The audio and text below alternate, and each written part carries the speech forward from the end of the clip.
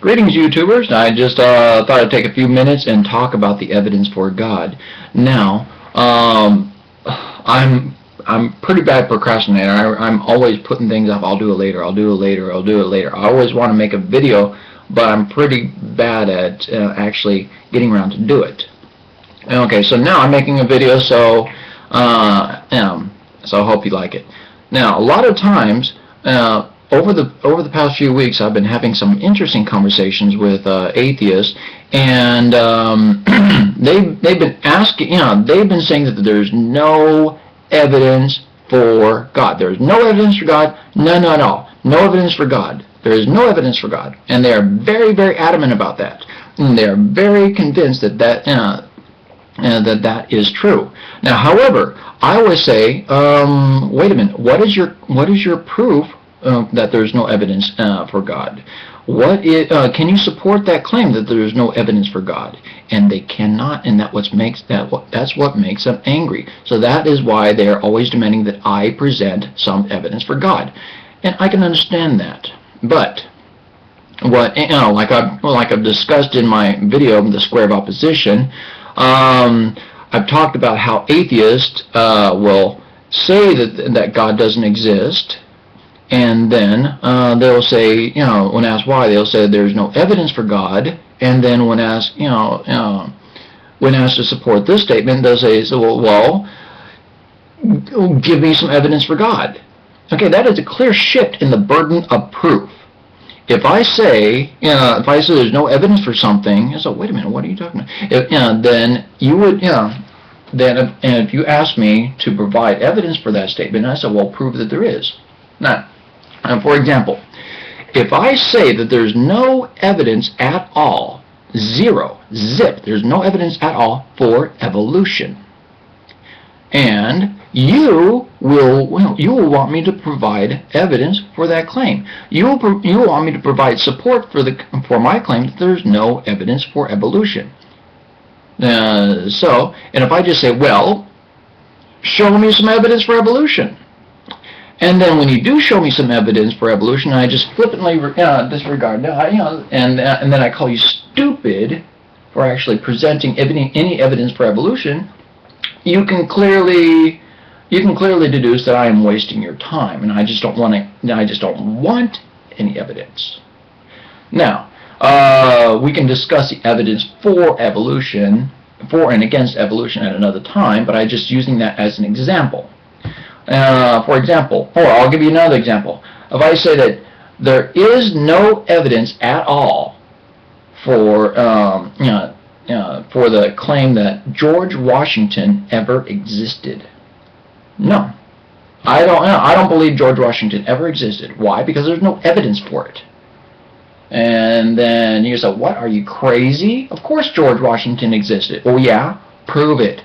Okay. Well, you would say, well, there are documents and all. If you give me all the evidence you can to provide evidence, to prove that George Washington existed and that he was a president of the United States, but then I just flippantly disregard anything you say, and then I call you stupid to believe such nonsense as George Washington, this George Washington character ever existed, then you can clearly understand that I'm wasting your time.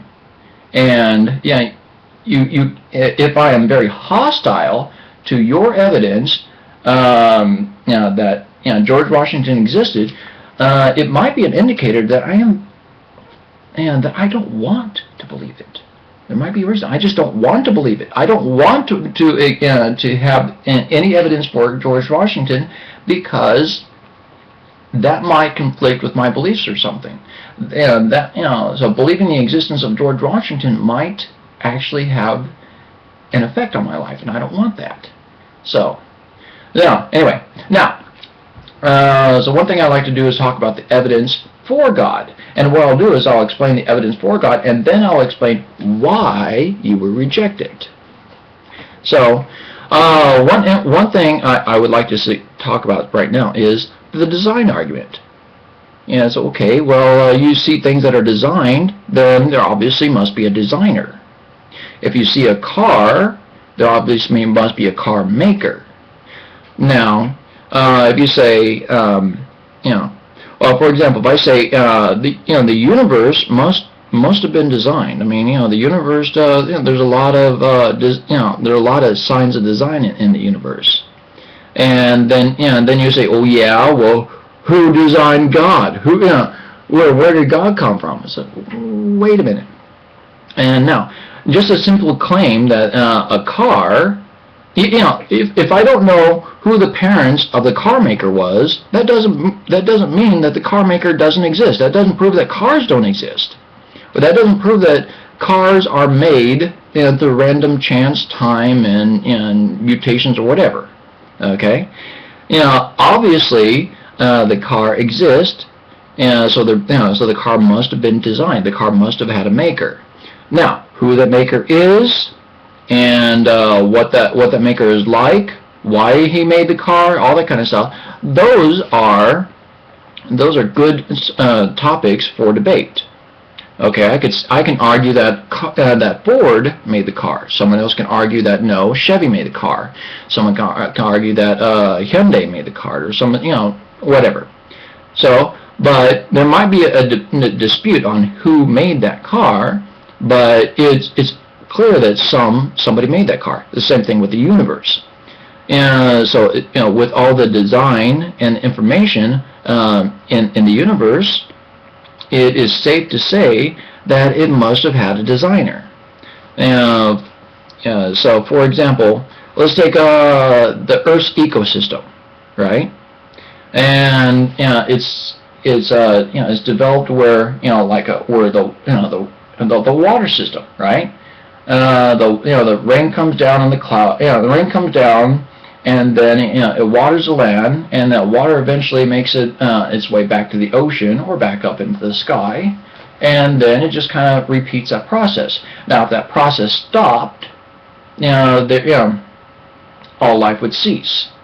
Like the waters would remain stagnant in lakes or whatever. But like the ecosystem is designed for God. Also, if you take a look at the living cell, and the living cell is extremely complex. And when something is very complex and very small, that is a very strong indicator that it was designed and made. Okay? Now, even with today's technology, we cannot make a living cell. And even if we could, that would only prove that it takes intelligence to make life. If I can make a living cell in my laboratory, I would need a lot of very, very educated people who knew a lot about biology and things like that. And I would need people who are very skilled with the technology that would be required to make something that that complex but that tiny. So, and then I would need a lot of money, and I'd need a lot of resources, and I would need a lot of that just to make one living cell. Okay, and so the idea of such a thing evolving is slowly after millions and millions of years is I believe ludicrous. It's nonsense. If something is so complex, something like that could not have evolved. You see, in Darwin's time, they thought they didn't really know what was inside of a living cell. They just thought it was like a blob of carbon or something. And so each cell was kind of like a Lego block. So one Lego block really isn't that complex, but if you add a whole bunch of them together, you can get a whole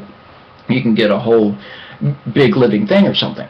You can get a whole this house or a castle or a spaceship or whatever.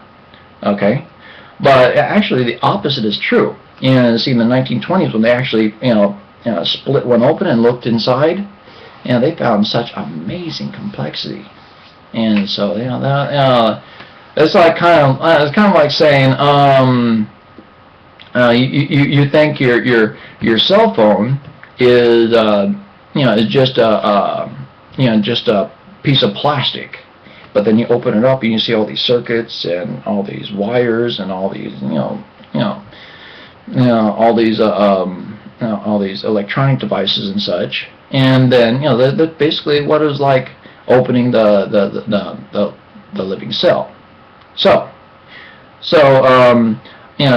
I believe that the level of complexity in design is proof for a designer.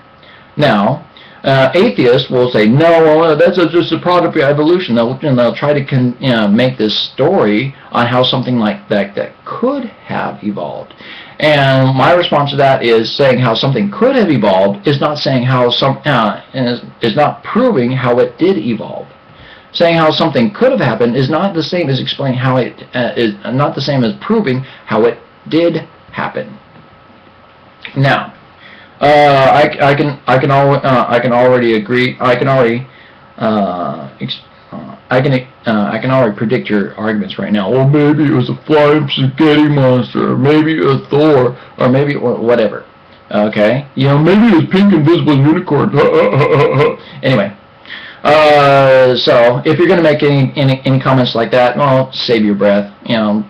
Anyway, many atheists are so predictable that if this were a battlefield, I could pretty much direct the enemy forces. I can pretty much I'd be the general of the enemy forces. I can make the enemy forces go anywhere I want, but because they're so predictable. Now, however, the problem with the enemy forces, during a battle, he's like, well, they can pretty much figure out that if they know that I'm playing them, they could probably change their tactics. However, with atheists, they will never change their tactics, and they will just, even though they are being very predictable, they'll still go. They're very consistent in their predictability. Now, one thing I want you atheists to understand is that I'm not against you. I don't hate you. I'm not trying to win arguments. Okay? I'm trying to help you. See, I sincerely believe that if you die without accepting Christ, you will go to hell. I mean, I don't want that for you. I mean, hell is a terrible place, and I don't want you to go there. And I already know that right now you're saying, well, he's threatening me with hell. Oh, I said, no, I'm not threatening you. I'm warning you. So please, much is at stake here. How can I tell you about the love of Jesus Christ and how he died on the cross for our sins if you don't even believe that God exists, or you don't believe that any God could exist? How can I convince you that it was a God of the Bible if you refuse to believe in any sort of designer or creator at all? Now, the only reason why I can think of why you don't want to acknowledge any sort of creator is because acknowledging any creator leaves room for God, for the God of the Bible, and that is not that is something that you do not want. And so, and this video was meant to provide evidence for a God. Now, I would love to talk about the evidence for my God, but I can't do that until you at least acknowledge that some God must exist, or that some creator, some first cause must exist. Until you can believe that, I can't help you. And so what I would like you to do is actually consider the possibility for at least a God, and then I can discuss why I think my God is the creator God and the God of the entire universe. Now,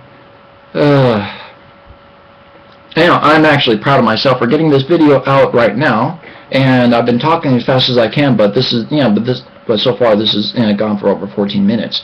I wanted to keep this under 5 minutes, but it doesn't look like it's going to happen. Well, anyway, I look forward to your response, and actually I have anticipated response, so I'll discuss that a little bit later. All right. Well, thank you, and God bless. Goodbye.